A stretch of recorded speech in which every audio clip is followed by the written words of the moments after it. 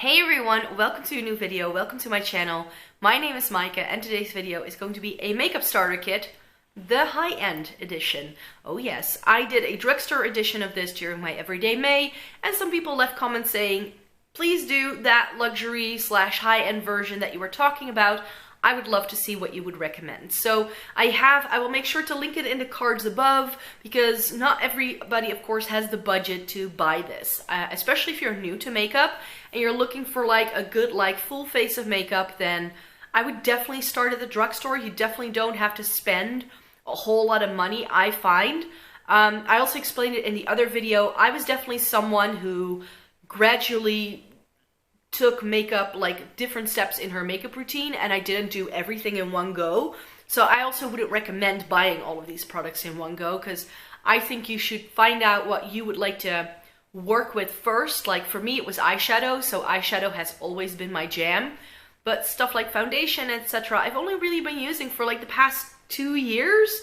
So it's definitely not something you have to get all in one go. I'm going to be giving you different options for whatever different needs that you might have, and just know that even though I felt I had to start with high-end makeup first because I was under the impression when I started in makeup that cheap was also synonymous with bad, but I have found out through trial and error that there are tons of really great products in the drugstore. So there's a lot of things that you can find at a very affordable price point.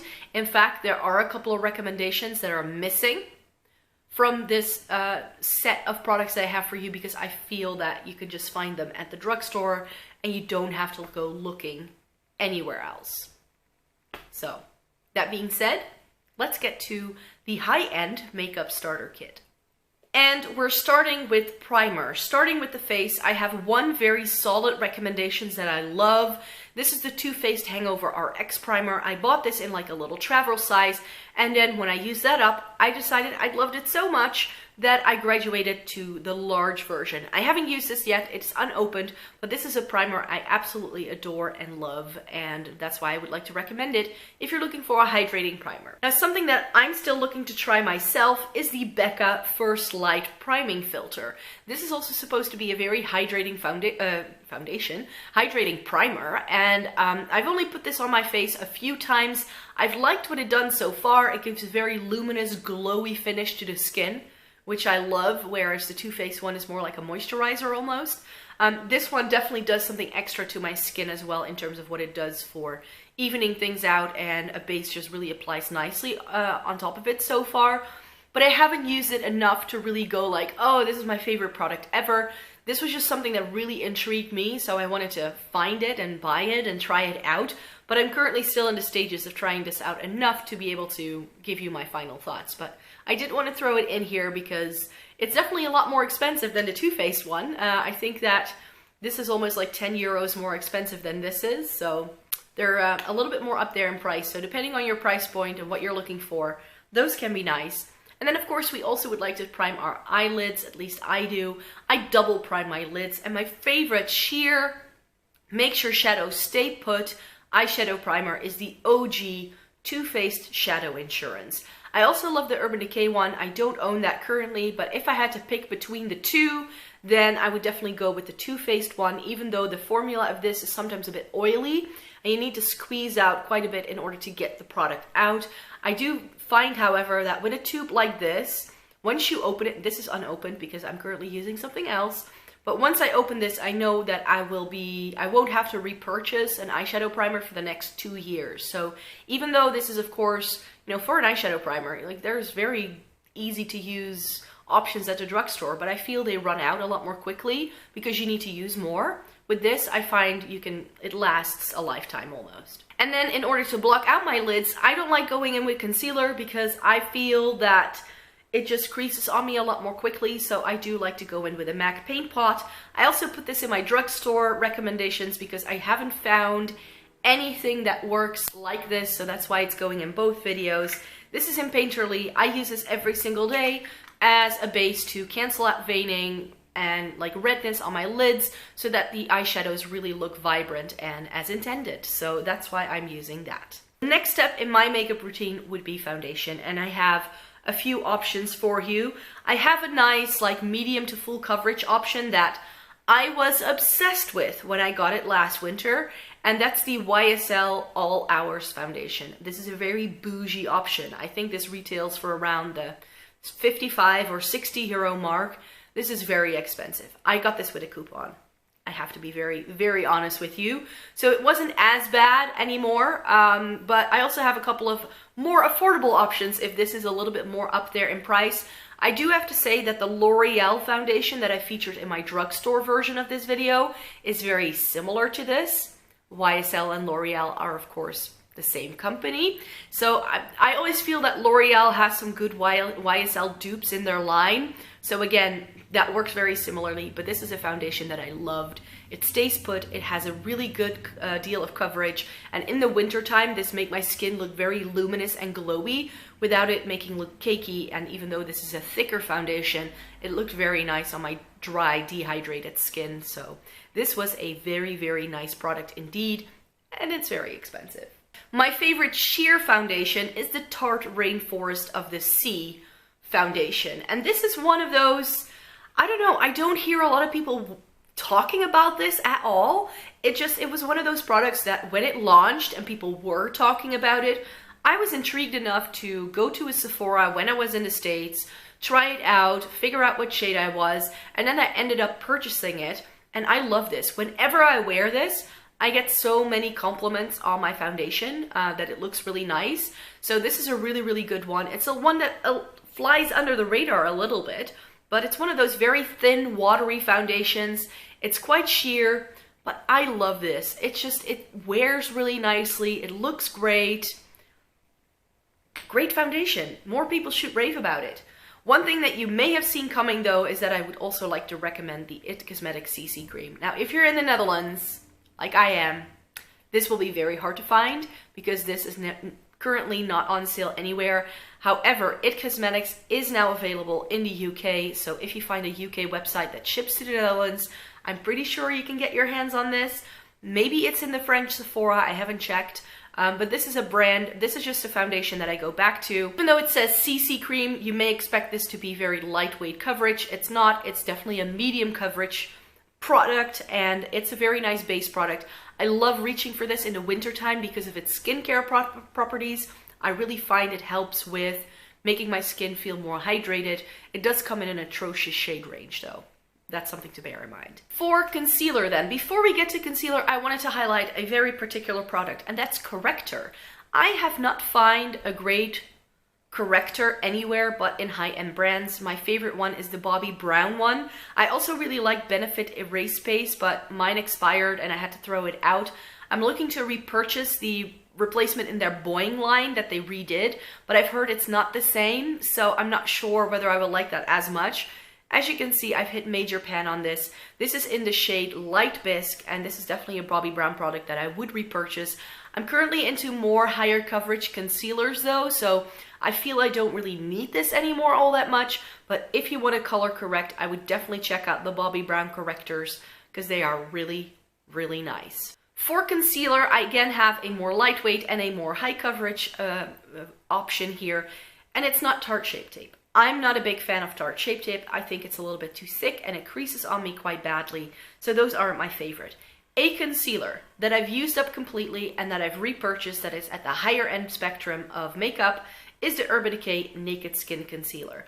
This is in the shade Fair Neutral, but I used it up in the shade Light Neutral, but I found it was a little bit too dark for me. This is a very nice lightweight coverage concealer. I love this. I do have to say, however, that I also really like my Catrice concealer and my Makeup Revolution concealer. So I feel there are really good concealers at the drugstore, so you definitely don't have to splurge on a concealer, in my opinion. But if you want to splurge, then the Naked Skin is one I highly recommend. Now, if you're looking for something a little bit more coverage-wise, or if you're someone who wants to cover up like spots and things like that, then I would recommend the NARS, what's this called again? Soft Matte Complete Concealer. I have this in Chantilly, which is the lightest shade. And as you can see, I'm not sure if you can see this, but I've used this a ton. Look at that dent. I went ham when I first got this, and I loved it. This also works on the under eye, but it's definitely a little bit more of a drier texture than the Urban Decay one, but it depends on what you like, what your skin needs. If you're looking for something a lot more high coverage than the Urban Decay, then the NARS Soft Matte Concealer is absolutely lovely. Moving on to powder then, and for powder I have quite a few options. 3. One that I'm currently using actually, and that's also on my face, and that is in my Shop My Stash, is the Hourglass Ambient Lighting Powder in Diffuse Light. They do these powders in a number of shades, so depending on your skin tone, there are different ones. This works really well for my skin tone, and again, I'm not sure if you can see that, but it has a really, really big dent in it. This has a very slight yellow tone to it, which, to be quite honest, when I first looked at this, I was like, really? That's going to work on me? I don't think so, but I find this nicely, like it works almost like a very pale banana powder, you could say. So, works really well. It has a little bit of glow to it. I like this to top this off on top of my makeup. I find it set my makeup in place as well, but it never looks cakey. I love it. It's a very expensive product though. Hourglass is not cheap, but I do find that it's very well worth its price point because some of the options that I'm about to mention are great powders too, but I feel you go through them very quickly. I would have to see how long this has been in my Shop My Stash, but I think this has been in my Shop My Stash since like February, and I still haven't hit pan on this, even though I use this every single day. That to me is also a sign of a product that's well worth it. Let's just talk about a face powder that I love, but that you go through quite quickly, and that's the Too Faced Primed and Poreless Pressed Powder. This is a bit more difficult to find because this isn't available everywhere as far as I know, and this also comes with 10 grams of product like the Hourglass, but I feel this only lasts like 2 months, maybe 2.5 months, and then I need to buy a new one. The same goes for another powder that I currently don't own, but that I love, and that does something similar to this, which is the MAC Prime and Fine Pressed Translucent Powder. That's really nice too, does something very similar to the Too Faced. I prefer the Too Faced a little bit over the MAC, but if I can't get my hand on the Too Faced, I'm happy to buy the MAC one. This is one that's currently unused. It's sitting in my stash waiting to be used. But now that I love the Hourglass so much, I'm not sure whether I would repurchase this once I run out of it. Maybe because that one is glowy and that I keep this for like a matte option. And this is also more like translucent. It doesn't have a shade. So maybe this may work better on me in the winter time. I'm not sure. But this is definitely a really nice powder. This is my 3rd or 4th one of these. Another product that I've repurchased is the MAC Mineralized Skin Finish Natural in the shade medium. Now you might think, medium? That's way too dark for you. In fact, this sheers out quite a bit, and this is my favorite powder to wear on no makeup days. I don't have a drugstore powder that does this. It has a little bit of coverage because it does have that like skin tone feel to it. When I do this, I just pop on a little bit of a sheer concealer, put this all over my lid, all over my face, and I'm good to go. So if I'm really looking to wear foundation, for instance, because it's very warm outside and I don't want to wear a liquid product all over my face, I just conceal where needed and I pop this on and I'm out the door.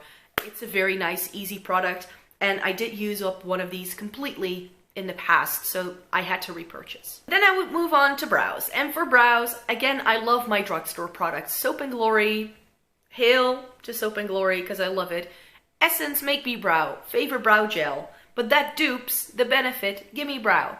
So if you want to spend more money, you don't have to, because this is 10 times more expensive than the Essence one. Maybe even more. I think this is like 25 or 28 euros, something completely crazy like that. Whereas the Essence is like 239. Like, really? It's like 10 times more expensive. And I feel it gets the job done very well because I went through like 3 or 4 of the Essence ones so far. This is my first Gimme Brow. And I know I want to start using this more intensely when my current Make Me Brow is, when that runs out. I'm going to go and use this more heavily, but I know I will be repurchasing the Essence. You really don't have to splurge on brow products, in my opinion. You really don't. So if the setup is a little bit differently, I had to run downstairs to grab some of my blushes because I forgot the blushes I wanted to talk about. Who does that kind of thing? Apparently me. But we're still stuck at bronzer for now, so bronzers I wanted to talk about are the Makeup Forever bronzer. This is their Pro Bronze Fusion. And this is in the shade 20M. I've used this so much. This is a gel to powder texture, and I find this works really well when I'm at my palest in the winter time.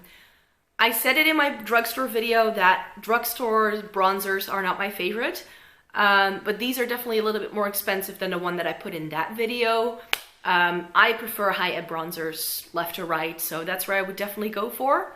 The Makeup Forever is a solid favorite.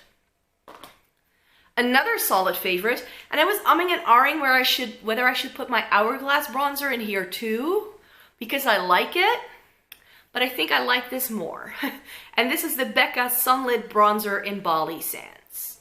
This has a little bit more pigmentation to it than the Makeup Forever one too, I find, so this works a little bit better for me year round. It is quite light now though for my complexion in the summertime. I also like the Urban Decay bronzer, like their beach bronzer in Sunkissed, but that has a very red undertone, which I feel doesn't work for me year round. And I do want to give recommendations that, you know, could work for you for like the majority of the year so that you don't need like a ton of different products. Let's just talk about blush. I have a couple of favorite blush formulas that are more high-end, and I have multiples of those, and that seems to be these ones mainly. I could have stuck the Balm in here too, but I feel they're not like properly high-end. They're a little bit more in the middle. You won't find a MAC blush in here. I don't love MAC blushes, but I do love Tarte Amazonian clay blushes, especially this one in Seduce. This is one of my favorite neutral shades. I am wearing down the pattern like there's no tomorrow. This is a stunning shade, and they're a little bit more up there in price, but not as up there in price as one of my long-standing favorites, the Hourglass blush in Mood Exposure. If you want to go bougie, if you want to splurge on a blush, go for Hourglass. Find a shade that matches your complexion, that looks nice on you, and you will not regret it. This is one of the prettiest blushes in my collection. Then one of my top favorites, and you will be able to see because I've hit pan, and this is Benefit's Coralista. This comes in the little box, and this is just a really pretty coral shade. I love wearing this in the summertime. It's a very universally flattering shade, I find as well, but I do find that the box blushes by Benefit are quite up there in price, especially for what you get, you could say. Like with blush, I love drugstore blushes, so again, not something I feel you have to splurge on, but these are just my favorites. Another one that I love is by Urban Decay, and Urban Decay does some of the more interesting blush shades, I find. I'm currently wearing Bang, which is their bright red shade, but they also do a purple. I love purple blush on me, but I just wanted to show this because I really like the Afterglow blush formula, so that's why I wanted to throw it in here, because they do a bunch of shades that are much more like universal, but Bittersweet is a lot more unique. And I find that with high-end products, very often they do a lot more unique like cheek colors and things like that. So if you want to spend more, like in the drugstore, the color options are a little bit more safe, I find personally. Let's talk highlighter. Finishing off the face. Talking about some brands that I feel are doing some really nice highlighters. Becca. Because I love the Becca highlighters. I own 4 of these, but my favorite one is Prismatic Amethyst. And I think this is a good example of a highlight shade that not a lot of brands would do because it's like a pinky purpley tone. It works really well if you have a fair skin tone. Don't be afraid of a duochrome like this. And I also feel like, you know, Anastasia did that Moonchild palette. Like, that's where it's at for me when it comes to like more daring products as well. And Becca's Prismatic Amethyst is like my top favorite highlighter. It just is. And then my other top favorite highlighter is the NARS highlighter in Fort de France. You might look at this and go like, Micah, that's way too dark for you. It's not. I tried Capri, which is the one lighter than this, and it's another icy highlighter, and I have a bunch of those. So I definitely wanted to also have something that was more unique to my collection, and something that I struggle with finding are good golds that work on me, because I'm quite cool toned, but I find that once you apply this and really buff it into the skin, it gives this like glass-like finish, and it's stunning. In terms of shades, Becca. In terms of formula, NARS, 100%. This doesn't look like highlighter. With the Becca, it sometimes looks like something sits on your skin and it can look a little bit like a stripe. This never does that, ever. It just blends in. It's glossy, almost as if it's wet, but it's a powder. Like how? Let's talk about eyeshadow, because I feel that eyeshadow, if you splurge on anything, it should be eyeshadow. Are there good drugstore eyeshadows? Sure. Do you have to go for like luxury Natasha Denona eyeshadows? I don't feel you have to. I tried the Natasha Denona Lila palette because it was a color story that appealed to me, and I'm not too fussed with the formula. I don't think it's anything special. I do have a couple of more expensive eyeshadows though that I do really like. And I think that if you want to go with something, like if you really want to splurge on eyeshadow, and I know this is an unpopular opinion, but I like the Charlotte Tilbury quads. In terms of like luxury makeup, I feel that Chanel and Dior and also Charlotte Tilbury, they don't do the most exciting color combinations. But if you're looking for something very basic, something everyday, something that can go from day to night, that can do everything with just 4 shades, because, you know, if you're a beginner, I'm sure, like, one of the palettes I'm going to be talking about in a minute is the Urban Decay Born to Run that has 21 shades. To me, as a beginner, that would be so overwhelming. So a quad like this can work really well. This is the Dolce Vita quad by Charlotte Tilbury.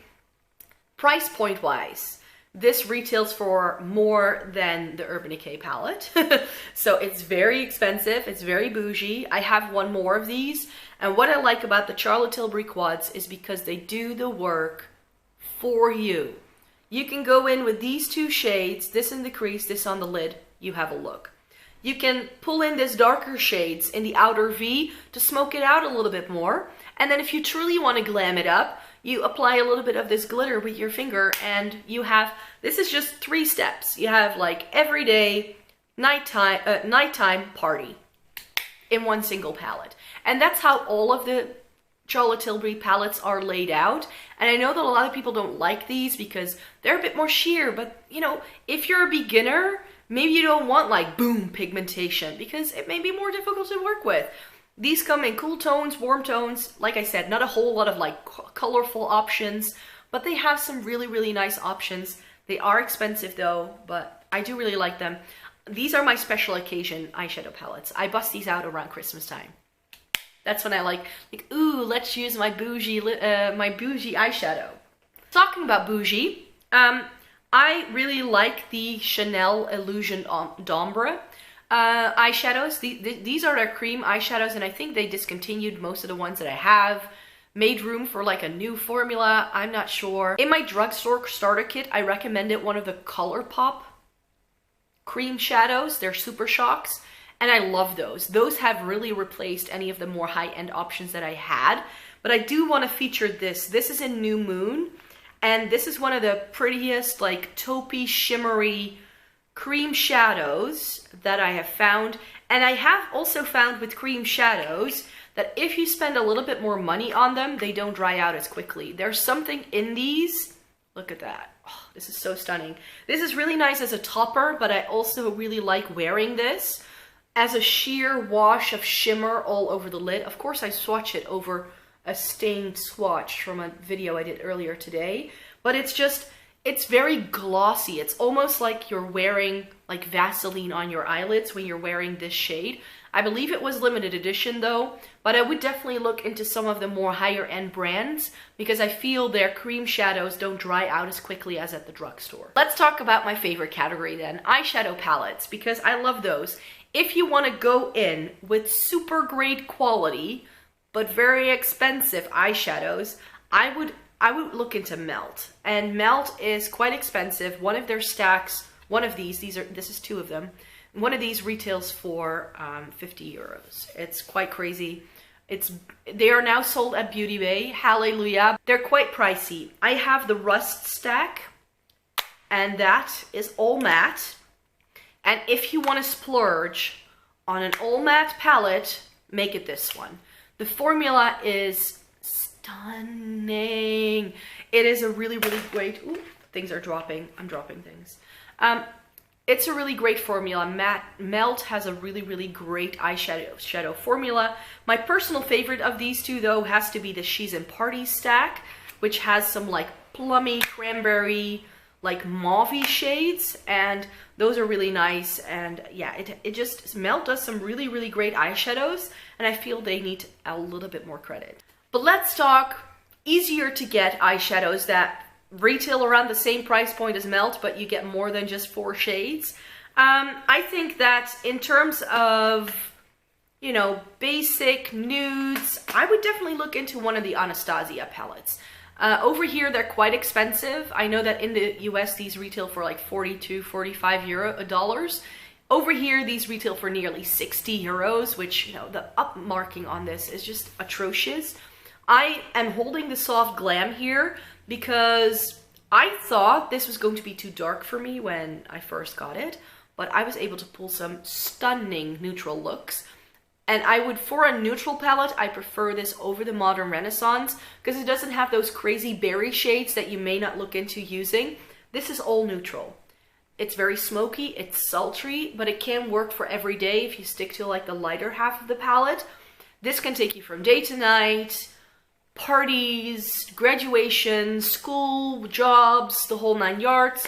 If you prefer a more cool tone version, I would look into the sultry, but I think the Soft Glam is the most universally flattering. For cool tones, I definitely have a different recommendation because you know I love my cool tones, and I know a lot of people watching my videos love cool tones. I would purchase the, ooh, I got a hair somewhere. I would purchase the Too Faced Chocolate Bonbons palette. And why am I saying this? Because this is one of my favorite cool tone palettes. Again, in terms of versatility, it does have everything. You do get some pops of color with the bright pinks. Those may not be everyone's cup of tea. And for me, this palette really threw me off in terms of its packaging. I was at first not interested in it because it looks like kids' makeup, to me anyways. But this has some stunning neutrals, especially over here. And then also this here, it's got a purple. This is a really nice smoky shade. In terms of versatility, this is one of the best cool tone palettes on the market, I find. So that's why I wanted to throw it in here. Of course, I can't do a high-end starter kit without featuring my favorite eyeshadow brand, and that's Urban Decay. I love Urban Decay, and I'm holding their Born to Run palette because I just feel it really gives you a lot of options. I was gonna go and feature one of the Naked palettes, but I do feel that the Naked palettes are, you know, they're nice. They're really good. They are some of my favorites, but I do feel there are like other things out there right now, like the Anastasia palette that I think do something similar but slightly better perhaps, even though like Urban Decay Naked 3 is like my OG and I go back to it time and time again. But if it's a makeup starter kit for someone who is just starting out with makeup, I would get the Born to Run because this does everything you could possibly want in a palette. It's very much a one-stop shop, which is why I think it's perfect for a beginner. You get a row of neutrals at the top, you get some warm toned colors on this side, you get some cool toned colors on that side. It has everything. If you're into jewel tones, you will absolutely love this. And then last but not least for eyeshadow, I wanted to feature Huda Beauty. I love especially the little palettes as well. I love Huda Beauty for her mattes. They are stunning, but she has a tendency to do some of these like weird flaky glitters in a lot of her palettes, which I'm not a fan of. The Desert Dusk, however, is the only large palette by her that I currently own because it has some really interesting shades, and I think this is a very unique color story as well with the warm tones and some of the purples in here. Again, some really nice neutral matte shades, and this has some really interesting shimmers. So I think if you were to get all of this, then the Melt for the mattes, the Urban Decay for options, the Too Faced for cool tones, and the Anastasia for neutrals, and then this for your more interesting ones. I think that can like get everything done. Only one more category left, and that is lipstick. I definitely have a couple of high-end lipstick brands that I love. Many more than I have at the drugstore. Again, lipstick, I feel if you spend a little bit more on it, I feel the quality is a lot better. Usually the lipstick doesn't expire as quickly. The lipstick ranges have far more interesting colors, and Thirdly, I also find that the formula just stays put a lot better. Even if you get some of the sheer formulas, very often if you get something from these ranges that I'm holding up, you will be able to find something cool there. So let's talk about the OG. I think everybody loves MAC, and this is Twig, which is one of my favorite MAC shades. MAC do absolutely stunning formulas. They have something for everybody in there, so definitely if you want to splurge on a lipstick, I would look into MAC. But for me, what has definitely replaced some of my favorite MAC lipsticks in terms of like favorites is the Charlotte Tilbury lipstick line. This is Red Carpet Red, which is one of my favorite reds, and I don't tend to buy any more like bougie, more luxury lipsticks unless it's a Charlotte Tilbury lipstick. I've tried Dior, I've tried YSL, I've tried Chanel.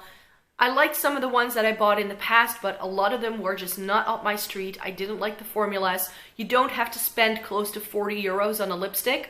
I think you should go more mid-range. Unless you really want to splurge, then Charlotte Tilbury is where it's at for me. A more expensive lipstick formula, but I think that is well worth the price. It is difficult to get if you're in Europe because it's a Canadian brand that only sells at Sephora as far as I know, and that is Bite Beauty. I definitely got all of mine via the US website or when I was traveling there. This is in the shade Pepper. Bite Beauty is an all natural lipstick brand, so these are food grade quality, which means you could technically eat these. These have a very pleasant pink lemonade smell. It's very zesty, citrusy. They do some stunning shades. I have a ton of these in neutral shades because they do tend to transfer a little bit, so the darker shades I find aren't the best because they do slide around a little bit, and I have ended up with like lipstick on my nose after eating certain things, but they are really nice lipsticks and they're very comfortable. I love wearing them in the winter time because it's almost like a balm. Love it. My other favorite lipstick brand is Urban Decay, and Urban Decay, their Vice lipstick range has like 100 shades. This is Firebird. This is one of my favorites for the fall time. They have something for everyone. Again, I did a full video swatching all of my Urban Decay lipsticks, so I will make sure to link that in the eye above so you can have a look to see what shades I have. And that's the end of this video. Thank you very much for watching. I hope you got a good idea of some products that I think are worth trying if you are a beginner in makeup and you want to spend a little bit more money. Then these are my high-end recommendations. So thank you very much for watching. I really hope you enjoyed this video. Please give it a thumbs up if you liked it. Subscribe to my channel if you'd like to see more by me. I make new videos 3 times a week on Tuesday, Thursday, and Sunday, 5 a.m. Central European Time. And without further ado, thank you very much for watching. I hope to see you in my next video. Have a great day. Bye!